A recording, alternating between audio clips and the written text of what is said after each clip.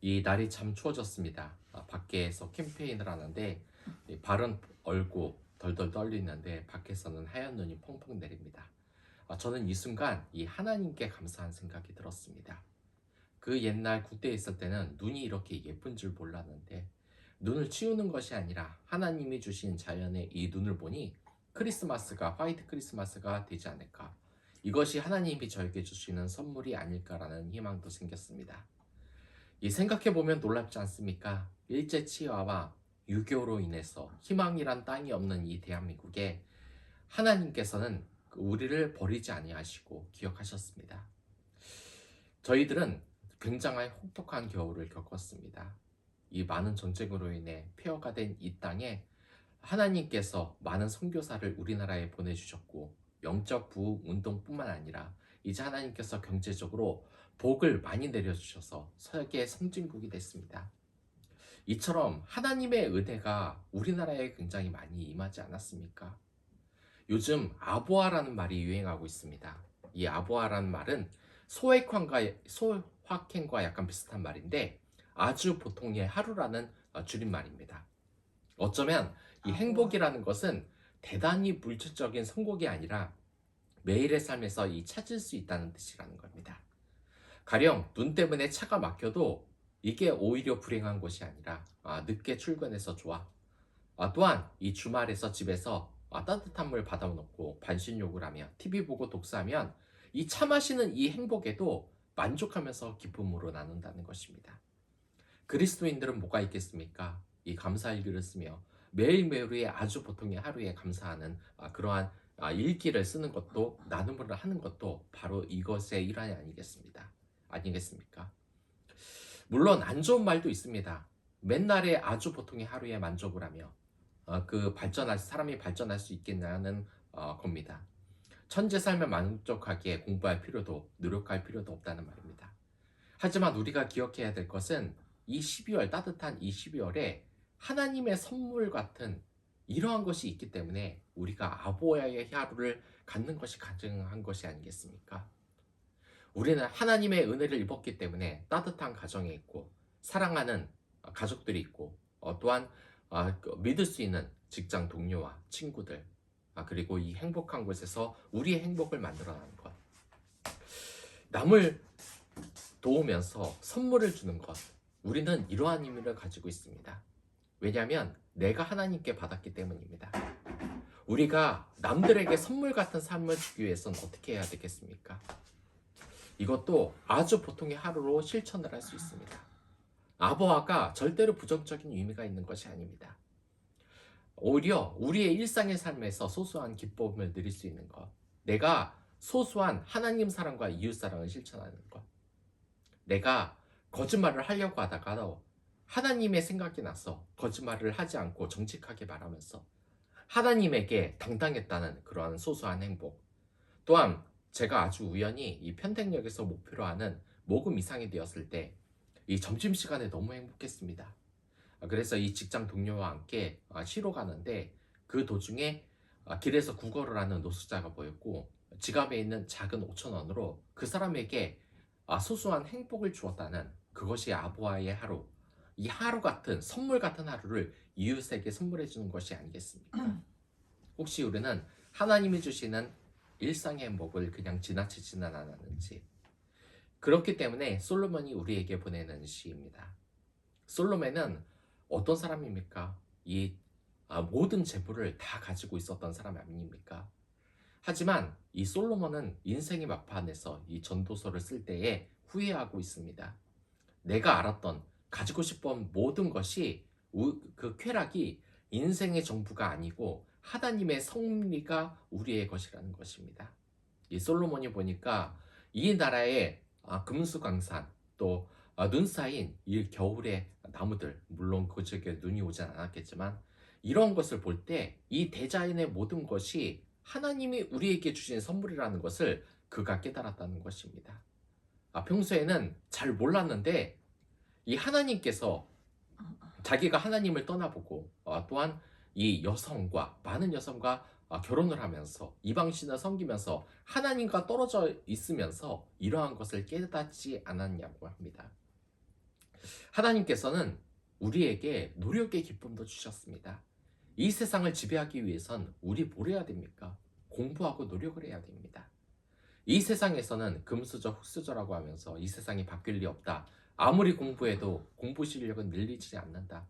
어차피 흙수저는 정해져 있다. 공부도 재능 있는 사람 아니면 못한다. 돈 있는 사람이 공부 잘한다고 하지만 하나님은 그런 말을 전혀 안 하십니다. 오히려 우리에게 힘을 주십니다. 우리의 일상에서 우리가 추구한 열정과 그 노력으로 하나님을 위해서 열심히 노력하면 안 될 것이 없다고 합니다. 그렇기 때문에 이 그리스도인은 이 세상이 선물과 같이 정말 아름다울 수밖에 없습니다. 내가 정말 영어 점수 빵점을 맞았는데 정말 하루에 10시간 이상 공부해서 대학에 합격했을 때 그 기쁨, 또한 내가 정말 머리가 나빴는데 열심히 회사에서 정말 좋은 아이디어를 내서 공부해서 좋은 아이디어를 내서 회사에서 인정받고 승진을 했을 때 그 기쁨, 이런 기쁨 모두가 이 수고한 일의 대가이고 하나님이 우리에게 주신 일상의 선물이라는 것입니다. 근데 우리는 이 선물에 대해서 잊고 있습니다. 자주 하나님이 주신 이 선물을 잊고 인생은 정해져 있는 것이다. 해조선이다. 내 인생은 바뀔 리가 없다. 하지만 하나님이 주신 선물을 알면은 노력한 대가만큼 우리가 하나님을 사랑하는 열정만큼 모든 것이 돌아온다는 것이 바로 우리의 여기에 있는 바로 그것입니다. 그리고 수고하고 기뻐하는 일에서도 하나님께서는 본문에서도 먹을 거의 즐거움도 늘 이야기를 하십니다. 우리가 이 식사를 한다는 것이 얼마나 행복한 것입니다. 우리가 만약 기도를 하는데 이 주기도문 할 때 뭘 합니까? 일용할 양식을 주옵시고. 근데 일용할 양식을 주옵시고라는 이 기쁨의 의미를 생각해 보면 정말 기쁜 거 아닙니까? 이 먹는 것이 즐겁지 않다고 생각을 하십니까? 예전에 박사머리에서 어머니는 늘 분노에 차 있었고 인상을 쓰고 있다고요. 제가 표정이 똑같이 안 좋으니까 왜 이렇게 인상을 쓰냐고 머리를 때리면서 막 이렇게 밥상머리에 있었던 일이 있는데, 옛날에는 이 밥상머리에서 서로 말하는 것이 아니다, 이랬지만 요즘은 분위기가 많이 바뀌지 않았습니까? 식사하는 것도 얼마나 행복한 일입니까? 만약 동의하시지 않는 분은 사랑하는 사람과 함께 좋은 식당에서 좋은 분위기와 풍경이 있는 식당에서 식사를 한번 해보시기 바랍니다. 그것처럼 행복한 것이 없는 것입니다. 그냥 식사하며 대화할 수 있는 상대가 있다는 그 사실이 참 감사한다는 것입니다. 우리에게 하나님께서 이렇게 우리에게 선물을 주셨는데, 이렇게 선물을 주신 것을 우리가 어떻게 활용을 하냐면, 먼저 이렇게 선하는 것이 행하고 아름답다라는 말씀처럼 이 세상에서 선을 행하고 자기가 가진 소유물을 잘 활용하는 것이 중요하다는 것입니다. 우리가 얻어낼 수 있는 모든 선, 바로 그분께서 주신 이 모든 것을 우리가 선하게 행하면 우리에게서는 하나님의 선물이 더 크게 돌아오고 우리는 가지고 돌아오는 목이 더 많아지고 모든 것을 놔둔다 보면 더 풍족해지는 것이 바로 하나님의 원리인 것입니다.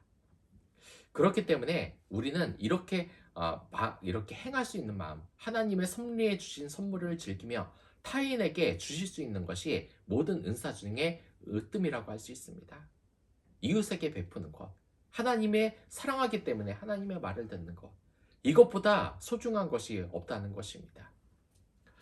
우리가 이 편안하게 삶을 즐기면서 또한 많은 일을 하지 않습니다.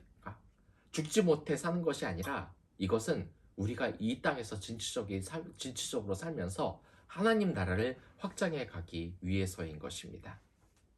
만약에 하나님의 선물을 받고도 행복하지 못한 사람이 있다면 이게 얼마나 불행하겠습니까? 그래서 이 하나님의 주신 선물, 또한 내가 받은 이 선물을 소중하게 여길 수 있는 가장 좋은 방법이 뭔지 아십니까? 바로 내 삶에 시련이 있는 것입니다. 어머니가 없어 봐야지 어머니가 얼마나 나에게 귀중한 선물인지, 사랑하는 사람이 없어 봐야 그것이 얼마나 귀한 삶인지를 알게 됩니다. 저는 제 와이프가 일찍이 아버지와 어머니를 여의었는데, 그러면서 어떤 삶을 살았냐면, 그 어렸을 때부터 돈을 벌 수밖에 없는 삶이지 않습니까? 여러 가지 노력을 하면서 또한 친척에게 돈을 빚져가면서 이 세상을 살아왔습니다. 근데 제 아내의 특이점이 하나 있는데 가끔 가다가 밤에 이 악몽을 꾸면서 누군가 자꾸 싸우면서 소리를 지른다는 겁니다. 이 와이프도 아는 겁니다. 자신의 삶이 어렸을 때 부모의 사랑 없이 자식과 자라면서 정말 이 세상 사람들에게 상처받고 그런 상처가 이 꿈에 나오는 것이 아닌가라는 생각이 듭니다. 사실 저는 어머니의 사랑을 잘 몰랐습니다. 하지만 이 군대 다녀오고 나서 이 세상 사람들이 꼭 날 다 사랑하는 것이 아니구나라는 생각이 들었고 그때부터 부모님의 사랑을 알기 시작했습니다. 또한 이 겨울에 사랑하는 가족이 있다는 게 얼마나 행복한 건지 아십니까? 저는 이 여름춘장에서 그 강원도로 양양으로 간 적이 있습니다. 하지만 이 같이 일하는 회사도 그 다른 집의 사람들과 정말 마음이 하나도 안 맞았습니다. 제가 그 사람들과 이것저것 나를 잘 맞춰주기 원하는 것도 아니고 그들에게 잘 맞춰줬는데도 이미 그들의 마음이 보니까 다른 사람과 협력할 마음이 없어 보였습니다. 그래서 쓸쓸히 숙소에서 혼자 지냈는데 그때 제 아내가 생각이 났습니다. 외로워 봐야지 자기 가족이 소중한 것이 생각이 나는 것입니다. 그렇기에 여러분들 이 세상에 시련이 있는 이웃들에게 복음을 전하고 하나님의 선물을 여러분들이 선사해 주시길 바라겠습니다. 이 선물이라는 것은 언제 가치를 깨닫게 되냐? 제가 말씀드린 것처럼 그 사람이 힘들 때에 이 선물의 가치가 있는 겁니다. 만약에 어떤 여자에게 고백을 한다고 하면 그 여자가 정말 힘들 때 도움을 주고 선물을 한다면 아마 그 여자가 고민도 하고 이렇게 좀 고마워하고 이러지 않겠습니까? 근데 주변에 쫓아다니는 남자가 한 10명쯤 된다. 이런 여자에게 무슨 선물을 준다고 그 여자가 고마워하겠습니까? 옛날에 이 뉴스에도 나오지 않았습니까? 참 이게 악한 곳인데 악한 곳이보다 사람들이 잘못하는 것인데 아프리카 플랫폼에서 이 여자 BJ들이 열심히 방송을 하면 남자들이 이 별풍선을 쏜다고 합니다.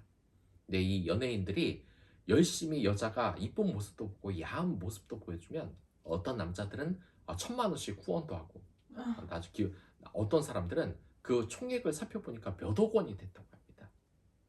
근데 이 몇 억 원을 주면서 이 남자가 생각한 것이 뭐냐면 그 여자가 나한테 마음이 있는 거라고 착각을 한다는 겁니다. 근데 몇 억씩 이렇게 돈을 주고 만나자고 했는데 그 여자가 뭐라 그랬는지 아십니까? 내가 언제 당신에게 오빠라 그러죠. 오빠에게 돈 달라고 한 적 없잖아요. 그냥 주기에 난 받은 것 뿐이잖아요. 오빠와 나는 사귀는 사이 아니에요. 이렇게 말을 했다는 겁니다. 이 아프리카 BJ들이 어려운 걸 뭘 알겠습니까? 이 BJ 화면만 크면 남자 100명, 1000명들이 막 좋아서 환장하면서 몇백만 원씩 기부도 하고 돈도 주고 이러는데 어떻게 자신을 사랑해주는 남자의 가치를 알겠습니까? 우리가 정말 여자와 연애를 성공하고 싶다면 정말 힘들어하는 그런 여자를 보듬어주면서 위로하면서 되는 것이 아니겠습니까? 사실 이 하나님의 은혜를 전할 때도 마찬가지입니다. 정말 시련이 있는 사람에게 전해줘야 맞습니다. 제가 이 일을 했을 때 캠페인을 할 때 메이터님 한 분이 계셨습니다. 근데 그에게는 정말 힘든 시기였습니다. 왜냐하면 제가 생각해도 좀 심하다 싶을 정도로 저희 캠페인을 하는 가사님들은 너무나 내성적이고 개인주의적이시고 남을 챙길지 잘 모르십니다. 물론 이분들도 악한 면이 있어서 그런지 아니라 아직까지가 나이가 어려서 그런 걸지도 모르겠습니다. 하지만 이 메이트님은 그런 20대의 간사님보다 더 어린 23살이었습니다. 그런데 일에 대해서 미숙할 수도 있고 뭔가 안내를 해줘야 되는데 그런 것이 전혀 없고 일을 못한다고 야단만 치니까 정말 이 메이트님이 힘들어했습니다. 하지만 저는 이 메이트님이 미래에 큰 가능성을 지니신 분이라고 생각을 했습니다. 그래서 나름대로 위로를 하면서 점점점 친해지다가 이 교회 나중에 예수님을 영접하는 기도도 시켜드리고 이 교회에 한번 나오라고 했을 때 그분이 흔쾌히 허락을 했습니다. 제가 정말 아는데 이 메이트님은 쉽게 복음을 받아들일 분이 아닙니다. 하지만 왜 영접 기도회를 하고 이 교회에 나왔겠습니까? 그것은 이분이 정말 힘든 시기가 있었기에 하나님의 갈급함이 성령으로 인해서 그 마음에 들어갔기 때문입니다. 하나님은 왜 우리에게 시련을 주시겠습니까? 시련이 있어야 선물의 가치를 알기 때문입니다. 우리 주위에 어려운 사람을 도우려고 하면 무슨 어디 큰 재단에 가서 몇백만 원 기부하는 것만 생각하는데 그것만이 하나님의 선물을 주는 것이 아닙니다. 우리가 이웃에게 줄 수 있는 선물은 제가 메이트님을 위로한 것처럼 우리 주변의 사람에게 정서적인 어떤 것을 주기 위한 것입니다. 이 물질적인 선물을 왜 주는지 아십니까? 이것이 뭐냐면은 돈보다 사람들이 선물을 주는 이유는 또 무엇인지 아십니까? 그것은 바로 이 선물이라는 게 사실 돈보다 효용적인 가치가 더 떨어지지 않습니까? 실제로 이 하버드대 학생에게 이 선물과 똑같은 가격의 현금을 나눠서 봤을 때 그 가치를 비교했을 때 그 선물이 현금보다 한 70%의 그러한 실물 가치밖에 없다는 것으로 이렇게 이야기를 했습니다. 근데 왜 사람들은 돈을 주지 않고 선물을 주겠습니까? 그건 정서적인 유대감이 중요하기 때문입니다. 여러분, 결혼을 하고 이성을 찾을 때도 마찬가지입니다. 사람들이 진짜 결혼에 실패하는 그 이유가 뭔지 아십니까? 돈만 보고 따르기 때문입니다. 이 사람이 얼마나 버나 이 정서적인 유대감 없이 돈을 많이 버는 사람과 결혼을 하려고 하기 때문에 이 결혼 생활에 실패하는 것입니다. 근데 이 선물이라는 것은 뭡니까? 돈이 없어도 할 수 있는 겁니다. 돈이 없어도 그 사람과 정서적인 유대감을 이어줄 수 있는 겁니다. 어떤 사람은 이런 이야기를 했습니다. 제가 책에서 읽었는데 자기가 사귀고 있던 이 여자친구가 굉장히 아팠다고 합니다. 그러자 어떻게 했냐면 그 약국에 가서 약을 사고 그 안에 조그만 편지를 넣고 힘을 내라는 이런 쪽지를 넣고 그 여자친구에게 줬다고 합니다. 근데 이 여자친구가 감동을 했겠습니까? 안 했겠습니까? 물론 TV에서는 요즘 여자들 동안한다. 뭐 한국 K녀, 뭐 김치녀, 뭐 이런 말이 많이 나오지만 그건 일부의 여자들일 뿐입니다. 정말 아직 맞는지도 모르지만 그건 남자도 마찬가지고 아무튼 이 여자 중에서도 진정한 사랑이 뭔지 선물이 뭔지 아는 사람들이 정말 많습니다. 돈이 다가 아니라는 겁니다. 근데 이런 말을 물어보는 사람도 있을 겁니다.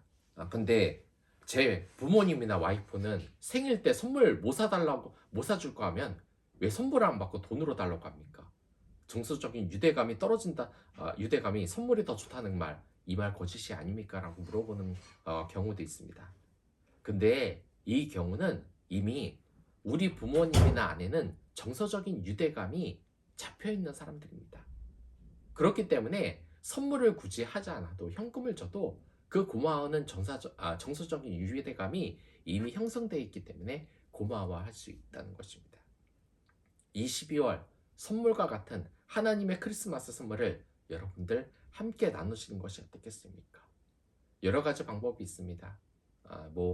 인터넷을 찾아봐서 기부를 하는 방법도 있겠지만 여러분 이웃에게 따뜻한 사랑을 전하며 제가 메이트님에게 이런 영적 기도를 시킨 것처럼 하나님의 복음을 전하는 것이 어떻겠습니까? 바로 이러한 겨울 낭만, 크리스마스 선물이 겨울의 낭만을 만드는 하나의 방법이 아니겠습니까? 그럼 이만 기도하며 마치도록 하겠습니다.